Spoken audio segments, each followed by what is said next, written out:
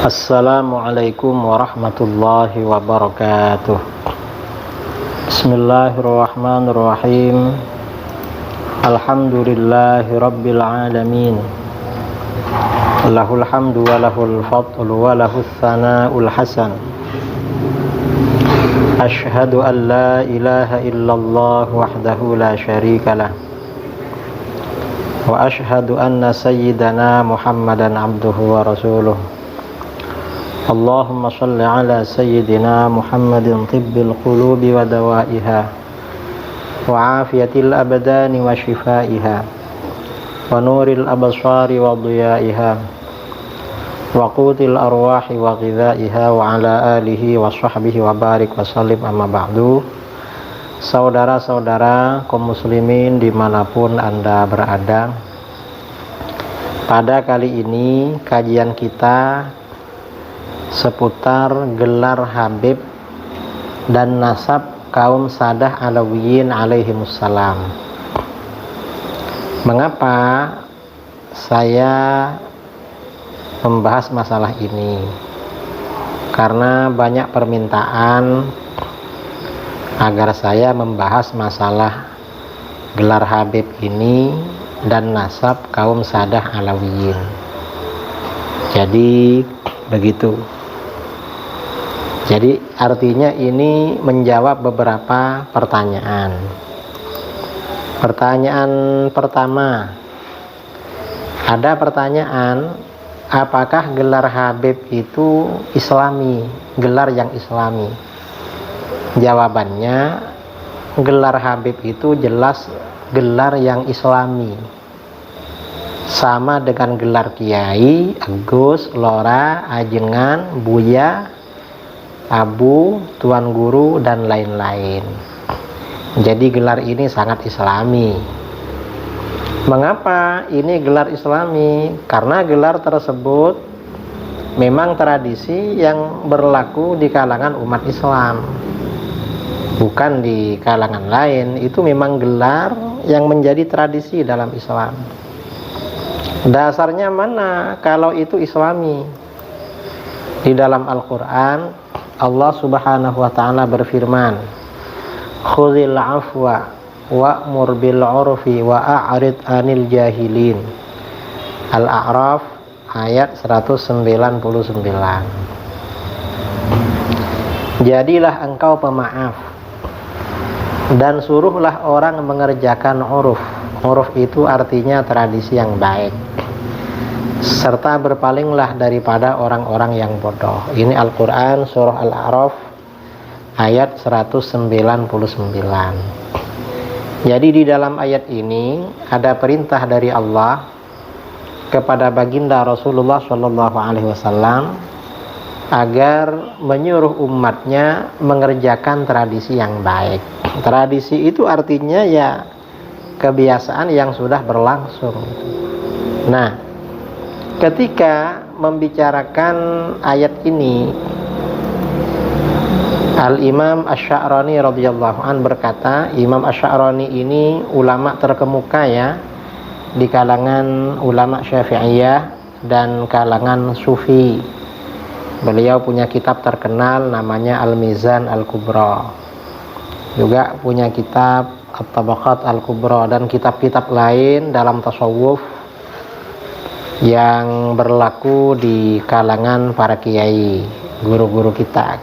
Nah, Imam Asy-Sya'rani dalam kitabnya Tanbihul Mughtarrin Awakhir al-Qarnil Ashir ala ma khalafu fihi salafahum at-tahir, beliau mengatakan, wa min akhlaqihim ayis salafis salih radhiyallahu anhum tawaqqufuhum an kulli fi'lin aw qawlin hatta ya'rifu mizanahu 'alal kitab was sunnah awil 'urfi li'anna al-'urfa min jumlatis syari'ah. Qala Allah ta'ala khudhil 'afwa wa'mur bil 'urfi wa a'rid 'anil jahilin. Ini dari kitab beliau Tanbihul Mughtarrin halaman 22. Artinya kurang lebih begini.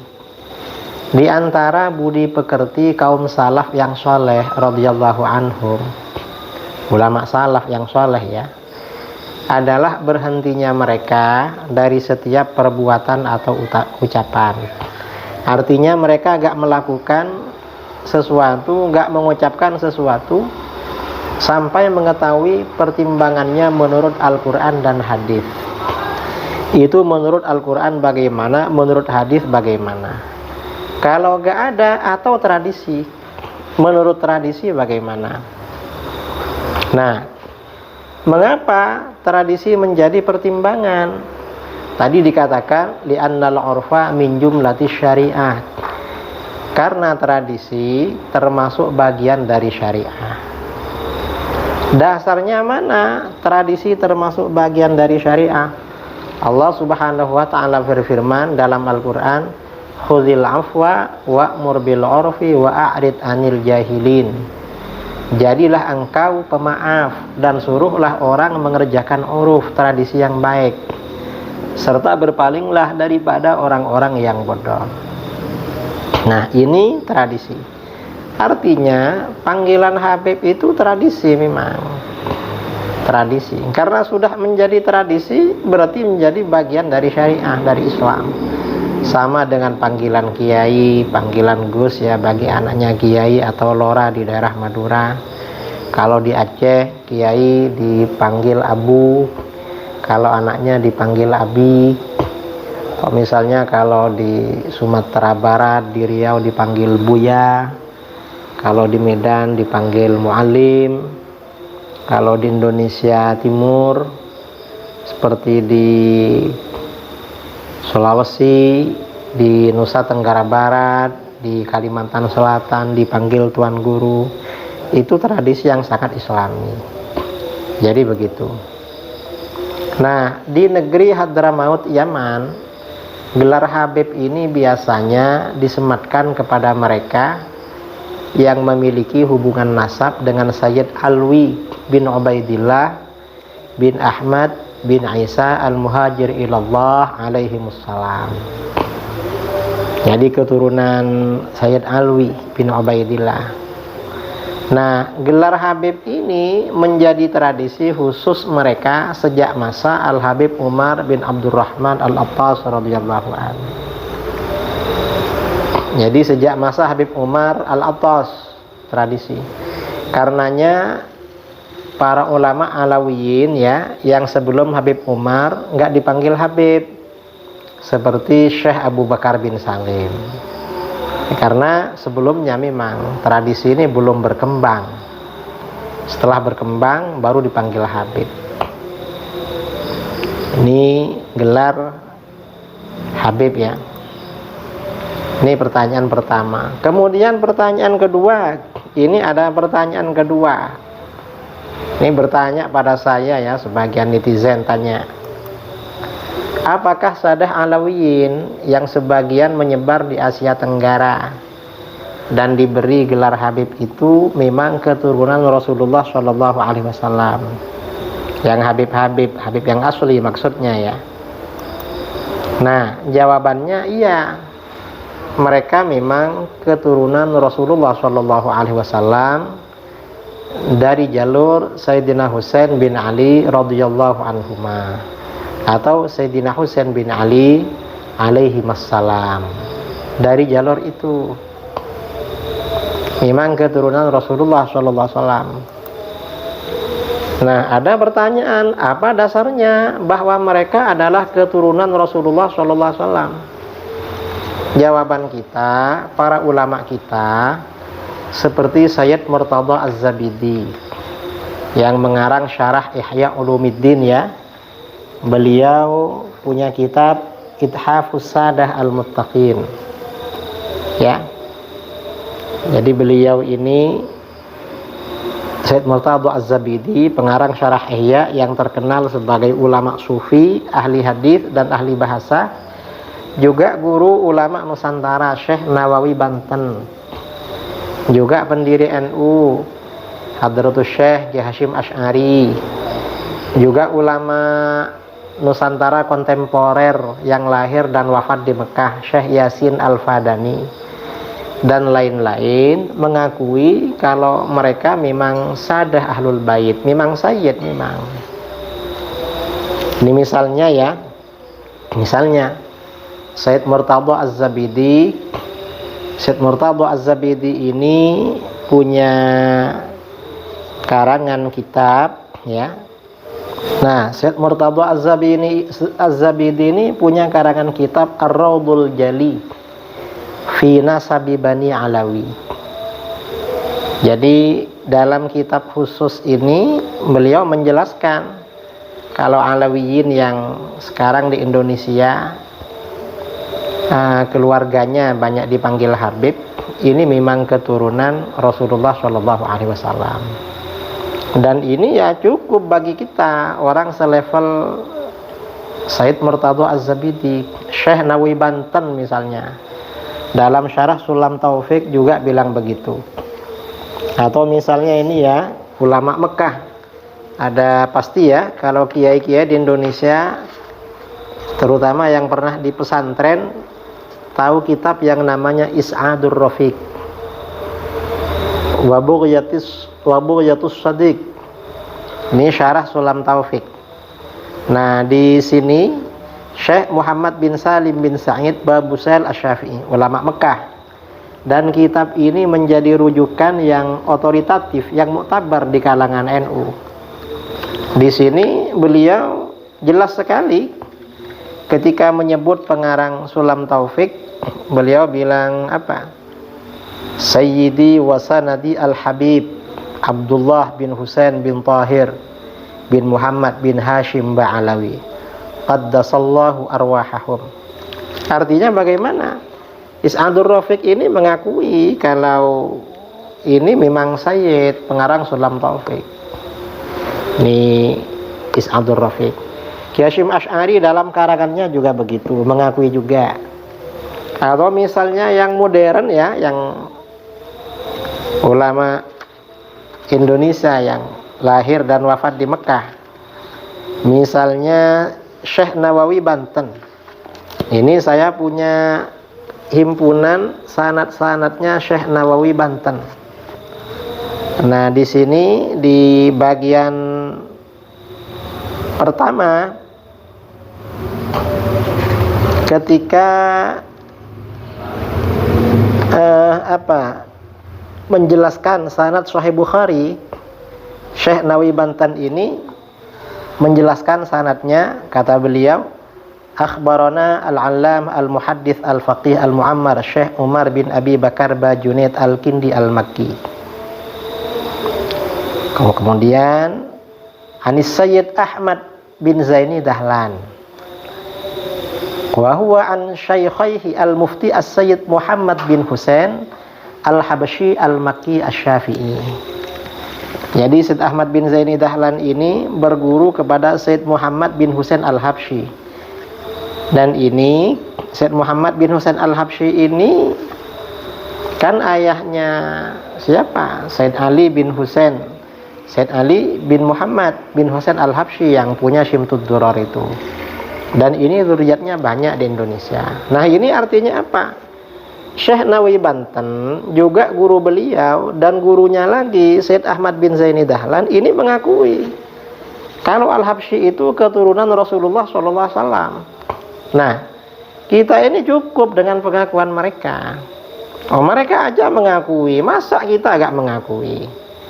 Dan kita di Nahdlatul Ulama, di kalangan pesantren, memang kitab-kitab yang kita pelajari kitab mereka, karangan Sayyid Ahmad Zaini Dahlan seperti Syarah Jurmiyah, atau muridnya beliau ya, I'anatut Talibin, muridnya Sayyid Ahmad Zaini Dahlan, Sayyid Abu Bakar Syata' Dimyati. Pasti mengakui juga sama gurunya Sayyid Muhammad bin Husain al-Habsyi. Berarti marga al-Habsyi ini memang keturunan Rasulullah SAW. Enggak ada, artinya seperti ini cukup sebenarnya. Kalau mereka sebenarnya sayyid, sama dengan sayyid-sayyid yang lain di Indonesia yang memang mereka dari keturunan Alawiyin. Ada yang menggugat, perlu apa gak perlu pembuktian kitab dari abad keempat. Ya kalau mau mencari silahkan dicari, tapi ya jangan dipaksa-paksakan cari seperti itu. Karena sekarang ini abad ke-15 Hijriyah, bukan abad ke-5, jauh kalau abad ke-4. Kita ini jangankan masalah nasab, fikih Syafi'i yang banyak kita ini, kitab-kitab yang kita kaji sumbernya kan setelah abad ke-6, sejak masa Imam Rafi'i dan Imam Nawawi, lalu periode berikutnya. Artinya gak langsung pada ulama Syafi'iyah abad ke-5, ke-4, ke-3, apalagi kepada Imam Syafi'i.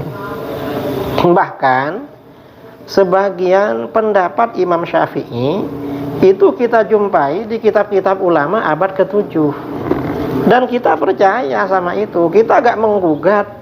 Ini kan ulama abad ke-7 ya, misalnya tentang hadiah pahala bacaan Quran pada orang mati, Imam Syafi'i mengatakan tidak sampai. Yang bercerita siapa? Ibnu Katsir dalam tafsirnya. Padahal Ibnu Katsir ini kan hidup pada abad ke-8 Hijriyah. Apa Ibnu Katsir gak dipercaya? Ini kan abad ke-8, perlu pembuktian dari ulama Syafi'iyah abad ke-3 atau abad ke-4. Ya repot kalau seperti itu, memang kitabnya gak ada sama kita memang, dan kita percaya sama itu. Mengapa? Karena Ibnu Katsir memang orang yang bisa dipercaya, baik dalam tafsir, dalam hadis, atau dalam fikih dan lain-lain. Apalagi sekarang ini memang kitab-kitab yang dikaji di Indonesia itu kan kebanyakan kitab-kitab abad 10 Hijriyah. Paling lama kitabnya Imam Nawawi, Minhajut Thalibin.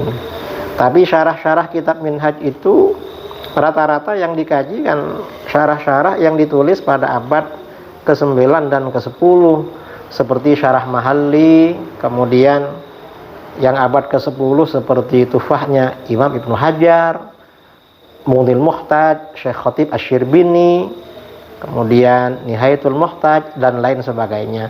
Kita agak perlu menggugat-gugat sampai harus sumbernya dari abad ke-3, ke-4, gak perlu seperti itu. Karena para ulama kita ini memang banyak yang dipercaya, memang kita percaya pada mereka yang menjadi sumber ajaran agama kita.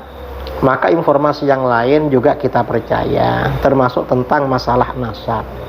Jadi saya kira membicarakan nasab para habaib, para sadah alawiyin, ini ya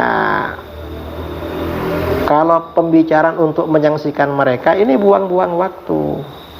Kita ini berarti meninggalkan tradisi keilmuan kita di dalam agama.